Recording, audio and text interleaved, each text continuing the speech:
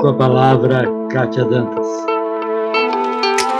Muito obrigada, Bento, obrigado a todos. Aliás, obrigado, Chico, pelo convite. É sempre muito bom estar aqui de novo com vocês. Aliás, o Luiz lembrou aqueles breves momentos de ansiedade por será que eu consegui a bolsa ou não. E foram momentos que eu lembro até hoje. Eu lembro, foi tão importante na minha vida que eu lembro cada minuto. Eu lembro do dia que eu conheci o Luiz, eu lembro do dia que eu conheci o Chico, eu lembro no dia que eu conheci a Aldair. Falei, Aldair, eu me candidatei, mas acho que eu não vou conseguir. E todo mundo me apoiou. Então, eu acho que assim, a bolsa do Rotary, para além de ser, né, toda essa questão de ajudar pessoas a ter acesso, a conseguir realmente transformar vidas e combater principalmente o que o Bento muito belamente falou com a frase do Paul Harris de que guerra não serve para ninguém. Então, para além de todas essas coisas maravilhosas de oferecer a chance de paz para esse mundo, o apoio de cada rotário que eu tive nesse momento foi incrível, e o Chico sabe que sempre que precisarem, sempre que eu puder, estarei com vocês, porque é bom demais. Então, vamos lá. Hoje eu estou falando um pouquinho sobre o uso de telas, e a razão pela qual eu estou trazendo as telas para a gente é porque agora, em fevereiro, nós estamos passando pelo mês da internet segura. É um mês em que a gente tem muitos eventos acontecendo simultâneos no mundo inteiro para tratar desse tema tão importante, que é a prevenção e a proteção de crianças nesses entornos digitais. E eu achei muito apropriado que o Chico falou de que eu vou falar que não vai ter internet, mas é mentira, gente. Hoje a gente vive um caminho sem volta, tá? Não tem como a gente viver sem a tecnologia. A tecnologia nos permite essa maravilha que é hoje estar falando com pessoas do Brasil inteiro, e isso não tem preço, né? Essa comunicação, esse aumento da conectividade, toda essa força que a coletividade tem, a internet facilita. Mas como tudo em que tem ser humanos, nós temos lado bom e lado ruim. Então, parte da minha grande experiência, trabalhando por vários anos, não só com policiais, promotores, mas também com educadores, também com médicos, também com as vítimas, a gente começou a construir um caminho que eu gosto de chamar o caminho do meio, que para mim é o caminho mais sábio, né? Nem extremos, o caminho do meio.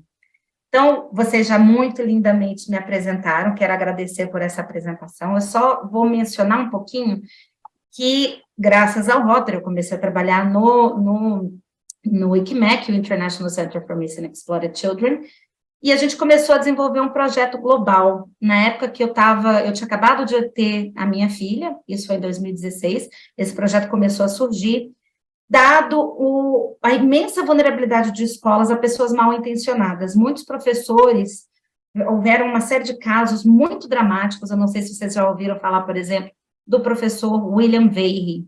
William Verhey foi um profissional que viajou por mais de 8 países e ele cometeu abusos sexuais contra meninos em todas essas escolas nas quais ele trabalhava. E o que deixa mais grave é que esse profissional, ele já era um sex offender, ele já era um agressor sexual condenado pelos Estados Unidos, e ele viajou para o Irã antes de fazer o Sex Offender Registry, ou seja, antes de se registrar nos Estados Unidos. Eles têm um mecanismo onde os agressores sexuais são colocados numa base de dados, e ele evadiu isso e começou a trabalhar em escolas internacionais no mundo inteiro. E o caso é bem dramático, mas outros casos como o dele se repetiram, e o que levou à criação do International Task Force for Child Protection, ou a Força Tarefa Internacional para a Proteção Infantil. Após vários treinamentos que o ICMEC deu, nós criamos uma série de treinamentos para escolas, eu comecei a ver a dificuldade das escolas estava muito além, porque não é apenas um treinar o funcionário que faz com que uma escola seja protegida. Então, pegando todo esse conhecimento, eu saí do ICMEC, abri a Educação Protegida, que é a minha empresa atual, onde a gente trabalha com as escolas, pouco a pouco, para criar esses mecanismos necessários, que a gente brinca nessa mudar a chave da proteção, porque não é um botão que se aperta, é uma chave que a gente tem que virar na escola inteira. Então, esse é um pouquinho do que eu sou hoje, para a gente poder começar agora a falar mais sobre a internet, que é tão importante. E aí, antes de eu falar, eu quero só dizer que, geralmente, aqui no Brasil, na América Latina como um todo, a gente usa essa diferença entre criança e adolescente, né?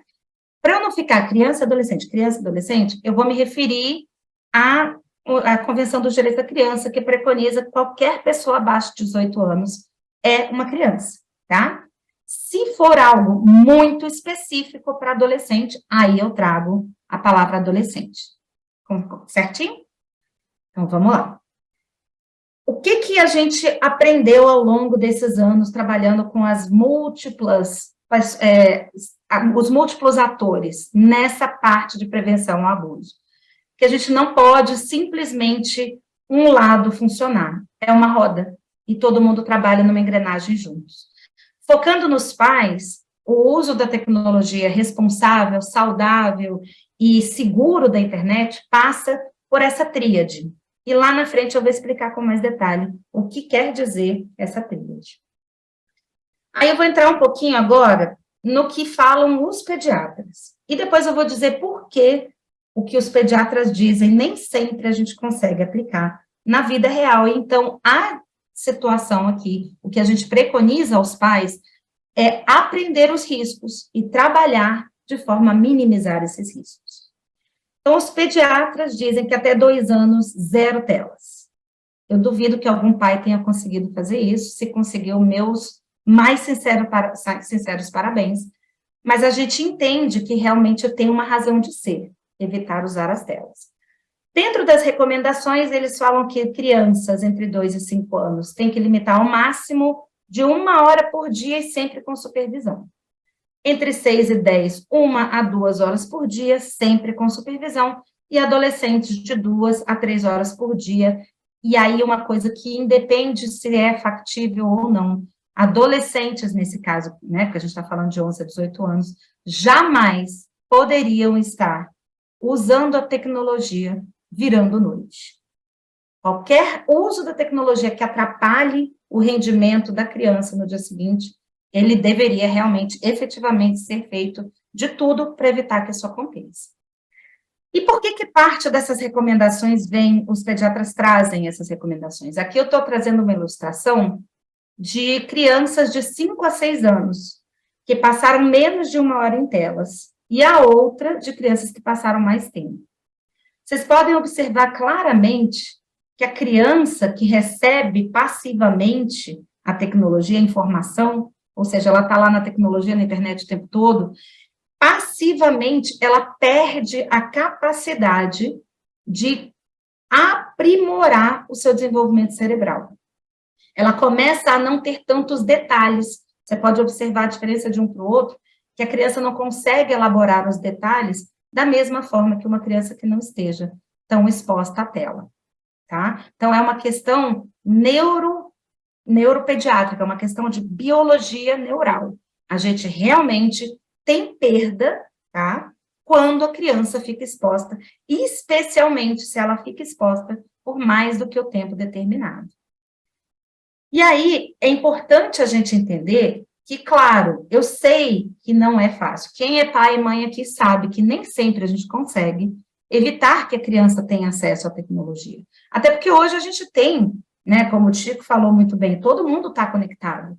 E hoje eu vejo muitos pais falando, mas os filhos, todos dos meus amigos estão com internet, meu filho fica isolado. É até um risco a gente isolar a criança nesse sentido, quando a gente fala do uso da tecnologia. Então, é importante a gente buscar ali um equilíbrio que a gente vai falar lá na frente. Mas por que é importante também a gente ter esse cuidado, principalmente com a primeira infância? Nesse desenho, você vê a rapidez que você tem de crescimento dos neurônios, e aí, para a gente entender, o cérebro, ele já nasce formado, a gente já nasce com a estrutura cerebral completa, mas à medida que os anos vão passando, nosso cérebro vai formando sinapses, caminhos neurais, que são consequência do aprendizado, né? Então, a gente vai aprendendo e vai formando aquele caminho que, entre aspas, vai ficando automático. A gente não respira, ele não é automático. É isso, esses caminhos neurais que vão fazendo com que os comportamentos sejam automáticos. Mas o nosso cérebro cresce de dentro para fora e de baixo para cima.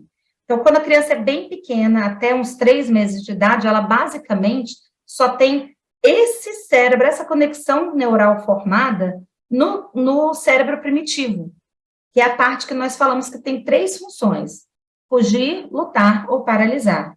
É aquele cérebro básico da sobrevivência. Eu vou até admitir alguém que chegou. É o cérebro básico da sobrevivência. Então, o cérebro da criança nasce assim.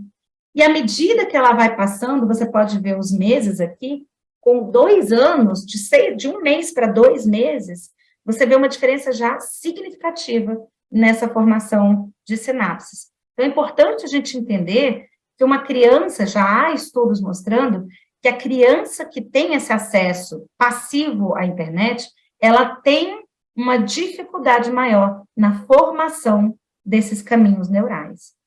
Mas tem um outro lado disso. Graças a Deus, nós temos o que nós chamamos a neuroplasticidade. Nosso cérebro, ele é capaz de criar novos caminhos neurais, novas mudanças, mesmo em situações traumáticas. A gente fala muito no nosso treinamento do quanto o trauma interfere na relação, no aprendizado, no funcionamento cerebral. Ele volta a gente para aquele cérebro primitivo, mas a gente consegue ir elaborando, né? A gente consegue sair desse trauma, a gente consegue sair dessa falta de aprendizado.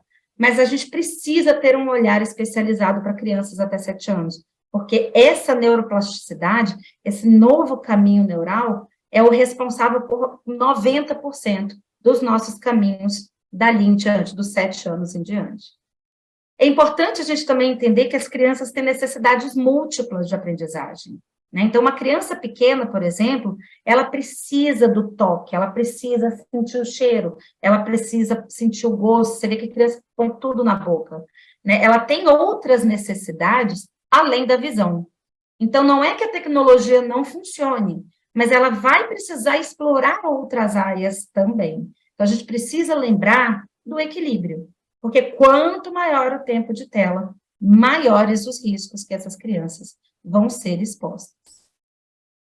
E aí, quais são os riscos? Geralmente, nesse momento, eu faço um momento de pergunta mesmo, eu quero saber de vocês, se vocês se sentirem confortáveis. Se não, eu falo os riscos. Mas que riscos vocês acham que uma criança sofre online? Alguém gostaria de falar? A Val abriu o microfone, Val. Né? Eu acho que assim, tem toda a questão do abuso, né? Da questão da violência emocional, sexual, porque através dali eles podem ter contato com essas crianças, seja pela criança ou seja até para roubar a família. Então a gente infelizmente está num mundo em que as pessoas querem levar vantagem e eles são mais suscetíveis, né? Perfeito, Val. Eles são extremamente suscetíveis, e aí eu adorei o que você falou da suscetibilidade, porque não é só a violência, né? A gente pensa imediatamente na vulnerabilidade da criança ser abusada sexualmente, né? É a primeira coisa que muitos pais pensam. Mas eu acho que tem outras questões que você trouxe que são muito importantes. Porque para todas as situações, a criança é mais suscetível. Primeiro que ela tem a tendência de querer agradar a adultos, né? Ela tem a tendência já natural da criança de querer agradar. E ela tem também essa não maturidade emocional, né? E mental, neurológica mesmo. Porque o nosso cérebro, alguém quer adivinhar qual primeiro, né? O córtex pré-frontal. É a última parte do cérebro a formar. Você sabe com que ano, com que idade essa parte funciona? Ela termina as conexões neurais? Pode falar, pode falar. Hoje em dia eles estão falando que com 25 anos de idade, né? Antes era até mais Muito cedo, mas bem. hoje é 25. É isso, é isso. E a gente acha... E o que o córtex pré-frontal faz? Basicamente, é a parte do nosso cérebro que nos distingue dos animais. Porque é a parte do cérebro que trabalha com a racionalidade, com o entender ação e consequência, com fazer jus uma parte racional daquele sistema emocional, que é uma parte anterior ao córtex pré-frontal, que trabalha né, que a emoção mexe com todo o corpo. Então, o córtex pré-frontal, ele faz essa regulação emocional, ele tem esse controle da impulsividade. 25 anos. Então, você para pensar, um adolescente tem controle de impulsividade?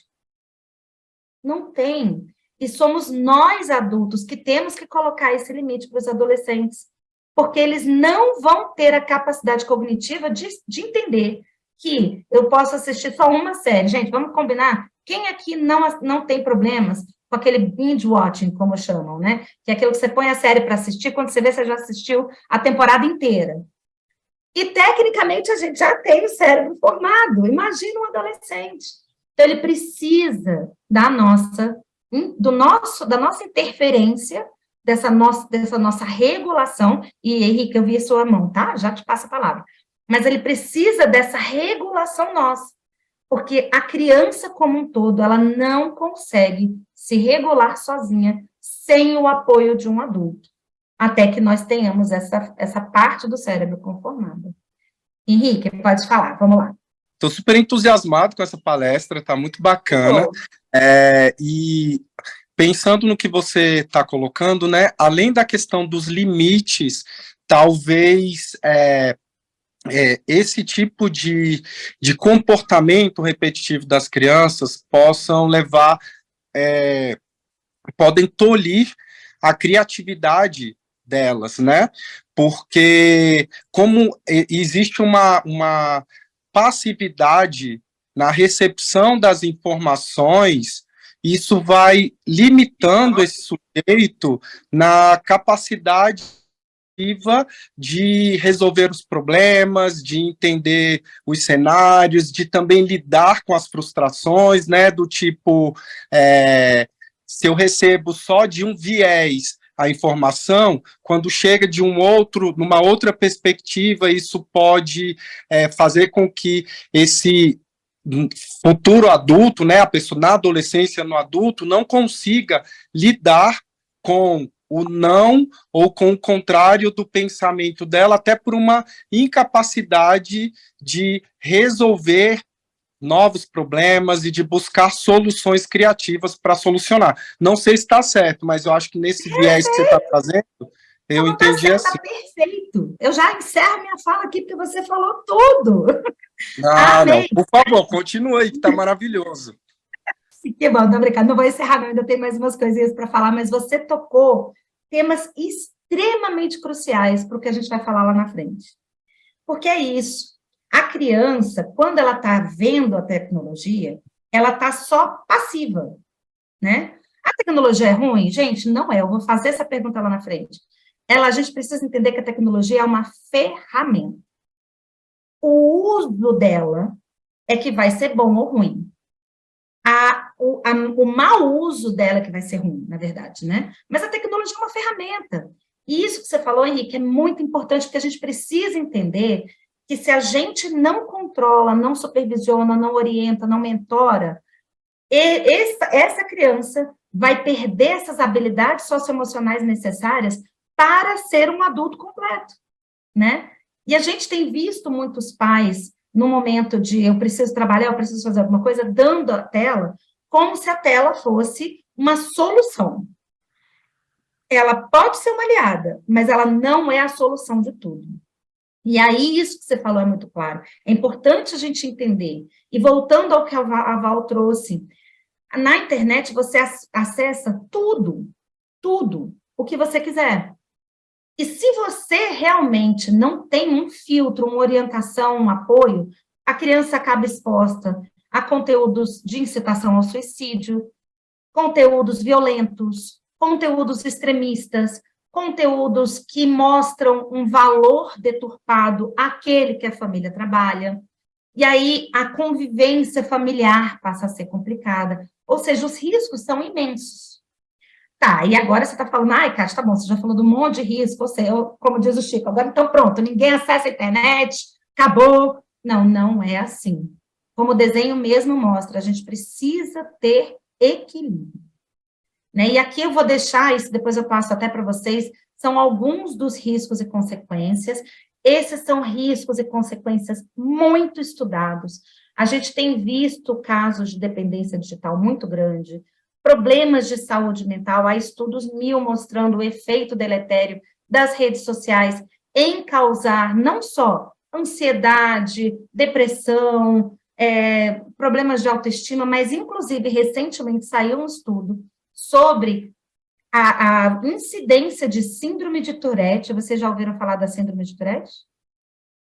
É uma síndrome que causa uma impulsividade, a pessoa tem crises de ansiedade muito grande, em graus elevados ela pode ser bem severa a ponto de atrapalhar o cognitivo da pessoa, ela xinga sem querer, então é aquela, tem até alguns filmes falando, né, tipo, a pessoa xinga sem querer, não é intenção da pessoa, sai. Então essa é a síndrome de Tourette. E eles conseguiram identificar uma ligação entre o TikTok, excesso do TikTok, e aumento de casos de síndrome de Tourette. Quer ver outro exemplo? Nós temos tido um aumento significativo, não só em crianças, mas em adultos, inclusive aqui vos fala, de transtorno do déficit de atenção, TDA, ou TDAH, quando tem hiperatividade. Mas se a gente entende, como como o Henrique muito brilhantemente falou, a consequência disso tudo, né, toda essa história do cérebro, como ele funciona, não sei, mas a necessidade da criança de ser ativa, de ter esse momento ativo, dessa história da criança ser só passiva, vocês estão vendo o quanto a tela pode gerar um TDA? Porque a criança perde o foco. Hoje nós temos que tudo é imediato, né? Hoje, se eu quero, na minha época, porque eu sou velha, na minha época, se eu queria assistir uma série, eu tinha que estar sentada na televisão às 8 horas da noite. Se eu perdesse aquela série, acabou, não vejo mais. Filme, depois a gente conseguiu locar na locadora, mas eu lembro que a gente ia correr na quinta-feira. E se você fosse na sexta-feira, os bons títulos já tinham ido embora. E isso nos ensinava o quê? Paciência, resiliência, coordenação, ensinava a gente a ter organização de tempo. Estou mentindo? Hoje, se eu quero ver uma série, o que eu faço? Netflix. Ah, não tem Netflix. Amazon Prime. Ah, não tem, eu vou baixar ilegalmente, porque tem gente que faz isso. Eu não faço, mas tem gente que faz. Então, hoje, tudo que eu quero está na ponta da mão. E o que nós vemos nas nossas crianças e adolescentes? Não tem paciência de esperar nem o sinal para atravessar a rua. Porque o mundo está imediato. Então, a gente precisa entender que, ok, tecnologia vamos usar, então vamos entender esses riscos e tentar trazer coisas para contrabalançar isso? Esse é o caminho do meio que eu tento preconizar. Eu falo muito, eu vou deixar esses dados para vocês, que essas são as nossas realidades, a gente não consegue fugir. O que eu falo do caminho do meio? Que a gente já tem hoje 90%, 92% das crianças utilizando a tecnologia. Crianças entre 9 e 17 anos. Mas as pesquisas globais mostram que crianças de 3 a 6 anos já estão na internet. Então, a gente não pode negar que isso acontece, né? Então, vamos tentar mitigar os riscos desse uso da tecnologia. E é interessante ver, como você pode ver aqui, que a maior parte delas estão fazendo uso em internet, ou em celulares, que é algo que eu vou dizer, é um dos maiores riscos. Lembra que a Val, lá no começo, falou do abuso sexual? A primeira coisa que nós falamos é celular em quarto, jamais. Porque isso dá uma sensação de privacidade que é perigosa para uma criança que não está com o cérebro completamente formado. Então, celular no quarto, nunca. Sozinho, só depois de um processo de mentoria. E aí, qualquer que seja, na escola, né, com pais, enfim, mas precisa de um processo de mentoria. A gente vê um crescente também do uso das tecnologias na televisão. Então, hoje, as televisões inteligentes, você consegue não só ver Netflix, né, todos esses vídeos, você também consegue acessar a rede. Você consegue entrar no Google ali. E aí é que mora o perigo, né, porque você tem um acesso não filtrado. Nós temos ainda que aí, equiparando bem, mostrando bem o que o Chico falou, né, do uso, nós temos crianças, esse aqui é uma realizada no Brasil, que a maioria usou rede social, e o que me preocupa daqui? Vocês sabem qual é a idade limite mínima para usar uma rede social? Aqui nos Estados Unidos é 13 anos, eu não sei se está igual no Brasil. Geral. No Brasil... Oi? No Brasil não era maior de idade, Kátia? Não, no Brasil segue, porque, na verdade, a lei que rege os provedores de serviço. E essa lei é a Lei Copa nos Estados Unidos, que tem isso globalmente há 13 anos de idade. Então, 13 anos. Agora, você está muito certo, Henrique, no que eu acho que a gente precisa ter um acesso monitorado antes dos 18 anos, por uma muito clara razão da criança não ter esse controle da impulsividade, não ter esse entendimento de ação e consequência. E isso tem gerado casos terríveis, inclusive em escolas. Então, a gente precisa entender.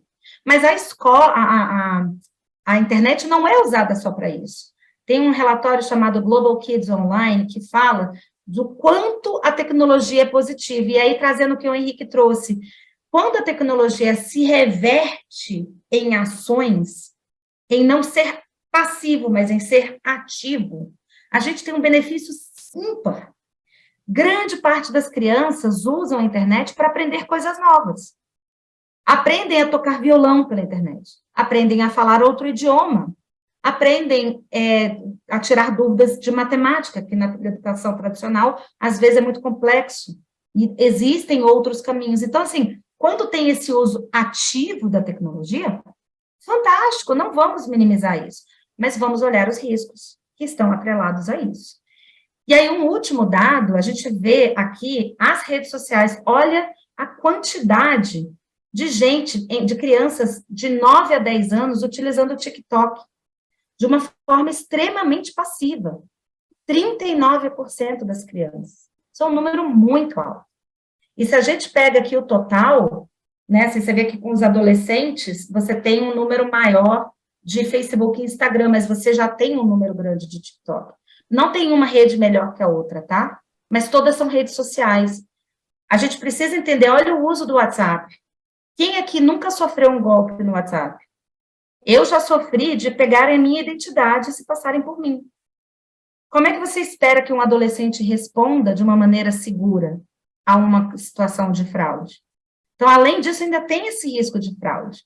O WhatsApp é extremamente perigoso para crianças. Mas a gente tem 80% utilizando essa tecnologia. Sem contar o aumento de publicidade voltado para a criança. E aí, trazendo o que o Henrique trouxe, aqui no Brasil, nós temos uma proibição, é proibido você fazer propaganda voltada para a criança. Tanto é que o McDonald's, o Burger King, todas essas redes que fazem aquele McLanche Feliz, eles são obrigados, por lei, a vender só o brinquedo, para não fazer a venda casada. Porque a publicidade voltada para a criança, esse que a gente chama de venda casada, é terrível. Exato, desculpa, só agora que eu vi que os estudos que mostram que os efeitos de dependência da tecnologia são similares à dependência química, e eu vou falar disso. É muito alto. São muito similares. Os estudos neurológicos mostram que ativam as mesmas áreas do cérebro, tá? Então, por que é preocupante essa questão da propaganda? Essas pessoas que têm crianças pequenas já devem ter visto no YouTube esses unboxing, né? Essas crianças que ficam abrindo presentes e mostrando. Gente, isso é propaganda para criança. Isso está gerando 1,4 bilhões em propaganda. O que é esse gasto? É isso. São as empresas que mandam para essas crianças brinquedos para elas mostrarem como usam. Isso é publicidade voltada para criança, inclusive é criminal. E nós temos um aumento significativamente. Em 2012, olha como estava em 2020. E sem contar que nesses jogos, a gente tem nos videogames esses anúncios, né? Que, às vezes, quando você baixa gratuito, tem aquelas propagandas que aparecem. E é super perigoso a gente dar um acesso irrestrito para a criança. E eu vou citar um exemplo. Eu tinha baixado jogos para minha filha, eu sou dessa área, então eu sempre testo antes de deixá-la testar, eu sempre deixo ali, né, testa, usa comigo. E um dia ela tinha um que ela não estava testando, eu falei, vou lá ver como é que é esse joguinho, né, tem tempo que eu não vejo, deixa eu ver se ele continua mesmo. E apareceu a propaganda de uma mulher toda feia, dente torto, não sei mais o quê, e aparecia assim, me ajude a ficar bonita para eu achar um namorado? Ou seja, era a propaganda de um jogo, onde a criança tinha que fazer alguns procedimentos na boneca para que ela ficasse atraente para achar um namorado. Você acha que isso para uma criança de 7, 8 anos é um conteúdo adequado? Não. E esses anúncios ocultos estão em vários jogos online, principalmente os gratuitos. Outra coisa que o Henrique falou muito brilhantemente é a preocupação com os dados que são colhidos por essas plataformas, porque o que a gente tem tido, e o Henrique falou muito dessa desinformação e exclusão social. E aí, só falando a questão da imagem corporal, existem estudos muito claros mostrando que crianças que têm acesso aí a TikTok, Instagram, etc., têm um aumento dessa dismorfia corporal, que é quando eu me vejo de uma maneira diferente que eu sou, tá? Quer seja eu me vejo gorda sempre, eu me vejo magra sempre, enfim. Essa dismorfia corporal está muito associada ao uso de tecnologia, das redes sociais em particular. Mas os dados que são colhidos pelas plataformas, eles têm uma função. Vocês já assistiram um documentário, se não eu recomendo muito que assistam, chamado The Social Dilemma, o dilema social? A Val já, assistam, pelo amor de Deus, é muito bom, porque ele mostra o que esses, coletar os meus likes fazem. O que nós estamos vendo no Brasil hoje? Essa polarização em silos. E vem do quê? Porque o que eu clico como eu gosto, o Instagram, o Facebook, a rede social mandam mais daquilo que eles sabem que eu gosto. Mas eles não mandam aquilo que eu não gosto. Então, eu gero aquela bolha em volta de mim. Porque eu só acesso o que eu quero. E com isso, eu deixo de confrontar com outras realidades, que é parte do nosso aprendizado. É por isso que nós estamos num momento de tanta polarização, porque eu só escuto o que eu quero escutar. E crianças estão, em particular, vulnerabilidade, porque elas não têm a capacidade de distinguir, de buscar informação em outras áreas, muitas vezes, para confrontar com essa realidade. Então, a gente precisa ensiná-los a fazer isso. Aliás, a gente precisa ensinar alguns adultos, cá entre nós, a fazer isso também. E isso tem levado a uma radicalização. Em 2019, houve umas, na época que estava ainda a Afeganistão bem naquela luta contra o ISIS, ainda existe, mas na época os Estados Unidos ainda estava lá e estava tendo uma radicalização muito grande, inclusive com crianças, meninas e meninos, saindo do Reino Unido e fugindo para ir ao Afeganistão, para trabalhar para a ISIS, que é o Estado Islâmico. Então, a gente não está falando aqui de uma radicalização só, e Chico, não esquenta não, que a gente já está quase acabando, tá? Que a gente não está falando aqui de uma radicalização só política, não. É uma radicalização que pode colocar em risco uma criança. E isso é algo muito preocupante, porque a gente precisa entender, se a gente não intervém, a gente não monitora, essa chance dela ser radicalizada, e aqui no Brasil, um dado muito importante, houve um aumento de 278% de nazismo no Brasil.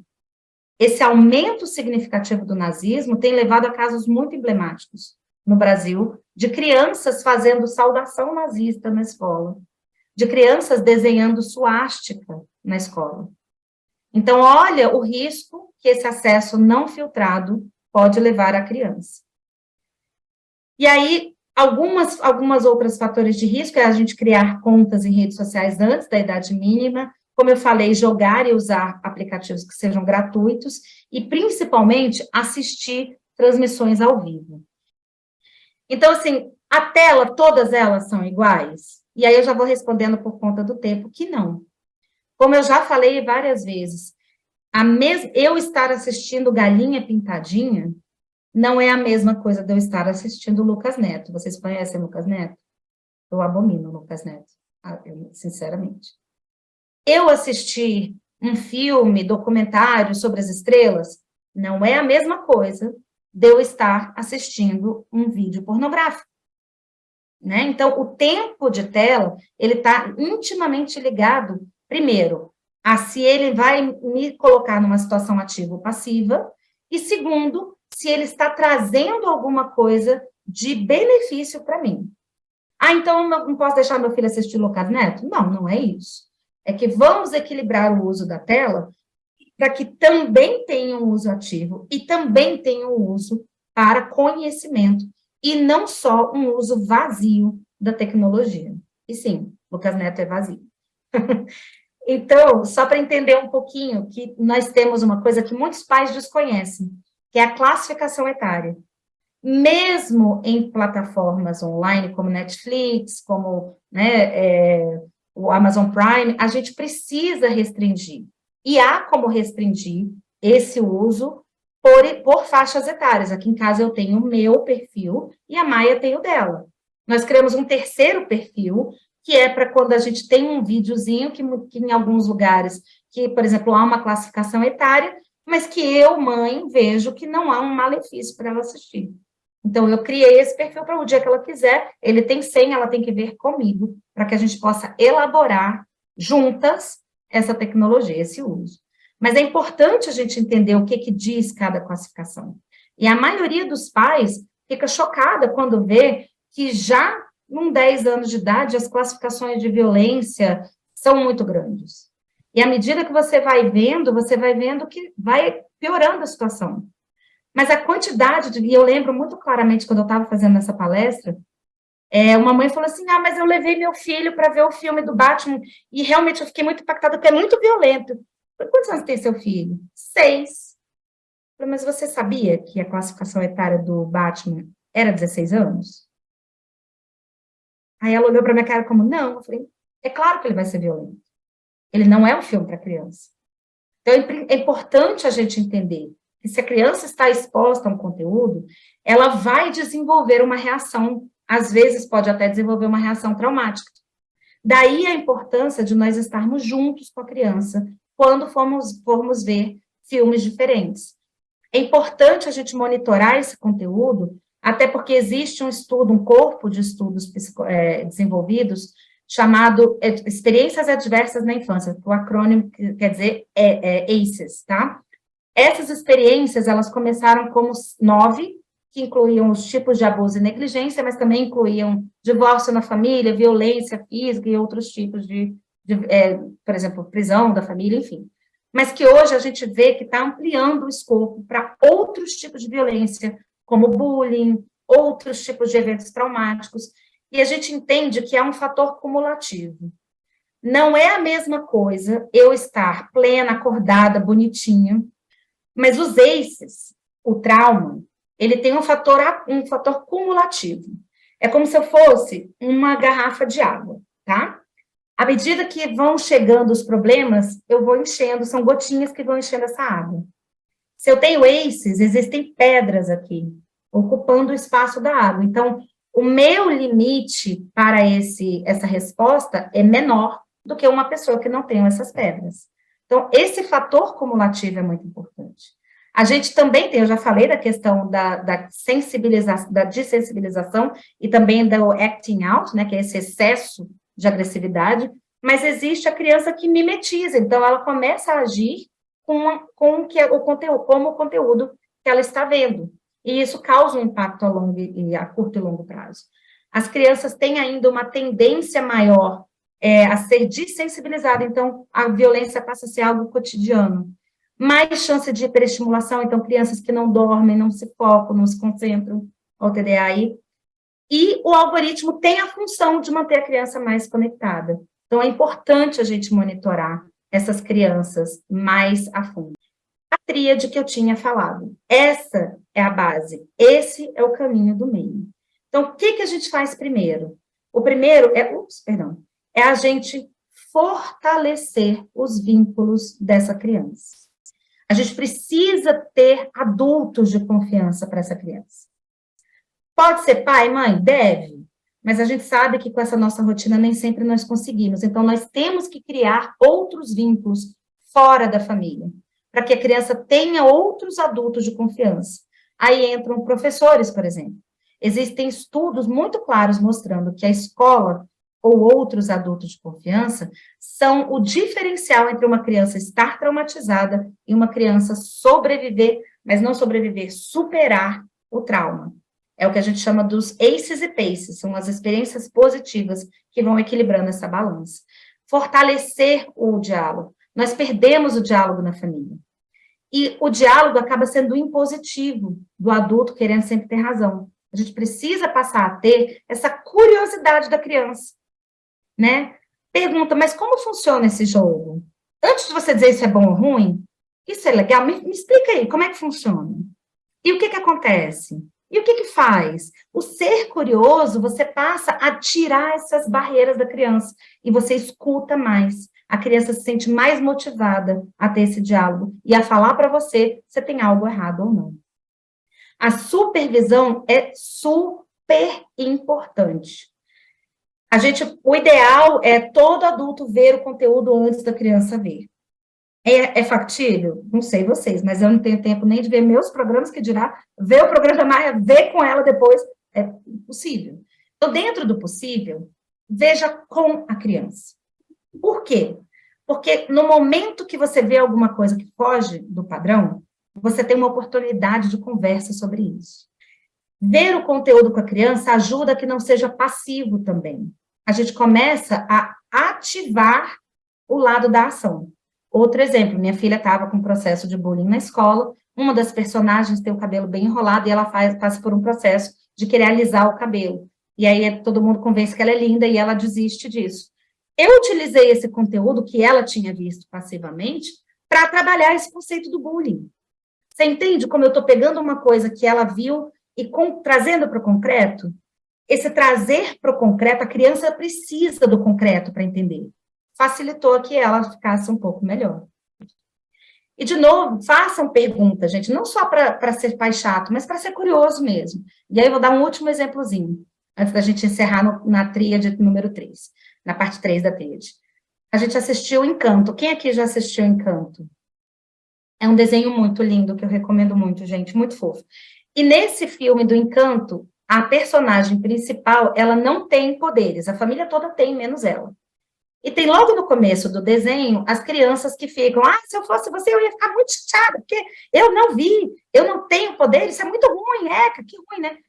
E minha filha, de repente, parou e falou assim, nossa, mãe, que saco, não é ruim. Ela tem um poder mais importante de todos. Eu parei assim, qual é o poder dela, meu amor? Mamãe, o amor. E no filme, o amor dela é o que une a família inteira. Então, quando você pergunta o que a criança achou, gente, pergunta, vocês vão ver as coisas mais fofas do mundo, que elas acabam, porque elas vão mostrar o entendimento dela da situação. E nisso, você consegue ter um inside loop, consegue ter uma perspectiva diferente sobre a criança e aprender como ela pensa, como ela age, como ela entende. Então, curiosidade, gente, vamos ser curiosos. E, por fim, regras. Primeiro, a gente tem que modelar o uso da tecnologia. Eu não posso falar para a criança, tá proibido no almoço hoje, tá proibido, não é para ficar no celular. Já falei para tirar o celular. Não adianta, porque eu estou modelando algo diferente. Então, momentos livres de tecnologia, eles têm que ser livres para a casa inteira. Hoje vamos jantar todos sem telefone, inclusive os pais. Mas eu não posso porque eu sou médico, estou de plantão. Ok. Então, crie regras para esse uso e explique o porquê. Para essa exceção, desculpa, e use o porquê. Não adianta a gente falar exemplo arrasta. Palavra influi, exemplo arrasta. Então, modelemos o que a gente quer ver nos nossos filhos. Entendam como as tecnologias funcionam. Entendam como funciona o TikTok, entendam como funciona o Google, como funciona tudo. Porque é importante a gente ter esse conhecimento para saber o que ajudar, como ajudar as crianças. E como fazer isso? Sejam curiosos. Curiosidade vai ser a resposta para tudo na vida. Acredite. Crie um tempo determinado, trabalhe, crie um plano com essa criança. Como se fosse um termo de conduta mesmo, um termo de contratinho mesmo. Você pode usar, qual é a tecnologia que você quer mais? Mas para usar esse, você vai ter que usar uma outra educativa. Vamos criar um balanço, vamos criar um equilíbrio. E, claro, gente, entenda uma coisa. Quando a gente ensina a criança a andar de bicicleta, eu coloco ela numa Caloi 20, aro 20, empurro ela ladeira abaixo na Praça da Sé, à meia-noite. É assim que eu faço? Não. Eu coloco ela numa bicicletinha de equilíbrio primeiro, depois eu ponho ela numa bicicletinha com rodinha, fico lá segurando, né, o guidão com ela, aquela fase que a gente sai correndo feito doida atrás da criança na bicicleta, até ela pegar confiança e vai sozinha, mas eu estou ali olhando, né? Depois ela começa a criar um pouco mais de confiança, tira as rodinhas, de novo, vamos lá, segurar guidão e tal. Agora está com confiança, estou monitorando. Depois ela começa a andar só, para ela experimentar isso também só, para depois eu colocar ela numa bicicleta maior, onde ela vai sozinha. Não é assim? Por que que na tecnologia não é assim? A gente precisa ter essa gradação. Zero exposição, filtro, menos filtro, monitoramento, supervisão, até a criança poder andar pelas próprias pernas. Como a gente pode modelar o comportamento adequado? Mantenha suas redes sociais privadas. Não fale, pratique o uso seguro da internet. E a gente pode dar outras dicas depois. Eu vou parar por aqui, porque o tema é muito vasto. Foi um prazerzão estar aqui com vocês. Não sei se vocês notaram, mas eu sou apaixonada por esse tema. Eu amo essa questão, então estou disposta, sempre que vocês quiserem, a conversar. Val, essa questão da tecnologia, da inteligência artificial, tem gerado muito pano para manga. E esse é um tema que eu acho que a gente poderia trazer de novo, se vocês quiserem. E tem várias perspectivas, eu vou adorar trazer algumas das minhas para vocês. E nós gostaríamos de agradecer demais a sua participação. A gente nota, Kátia, o encanto que você tem ao falar.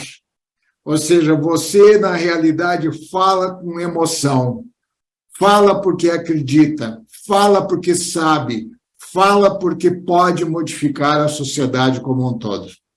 E o caminho por meio do Rotary é um deles, que permite se chegar a alcançar mais gente, para permitir que se possam fazer com que escolas, especialmente, como você tem feito um trabalho, possam ser ativadas para garantir um conhecimento maior e facilitar esse conjunto de informações, fazer com que possa chegar aos pais, já que muitos pais ficam com as crianças por um grande período durante o dia e outras as próprias escolas, na realidade, com pais que trabalham.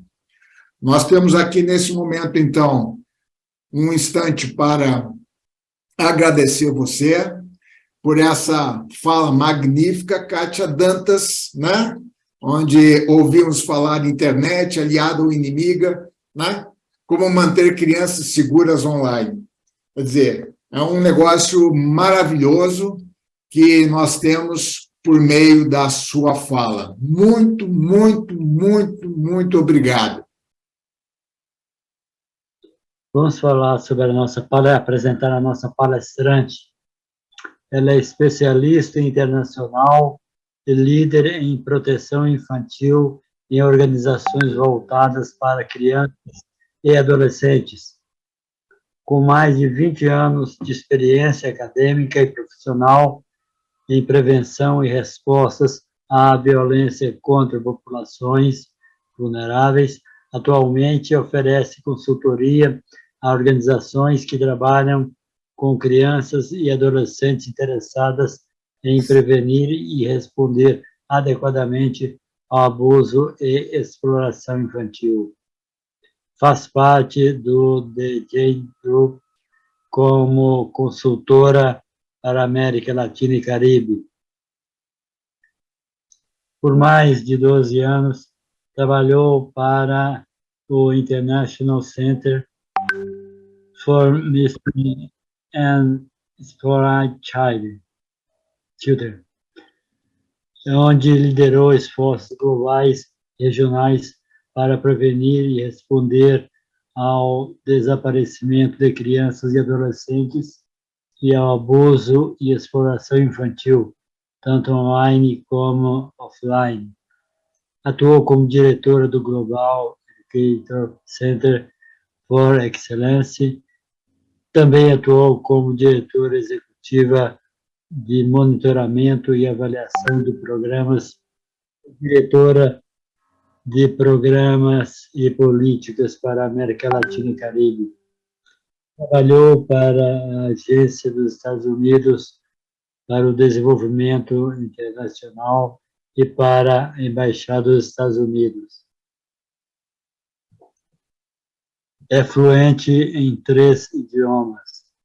Kátia treinou equipes de resposta em escolas sobre proteção e direitos de crianças e adolescentes e apresentou em eventos globais sobre o desaparecimento de crianças e adolescentes, sobre o tráfico de seres humanos e sobre abuso e exploração online e offline. Tem mestrado em Política de Desenvolvimento Internacional pela Duke University, com o apoio financeiro de uma concorrida bolsa de mestrado da Fundação Rotária e a Rotary World Peace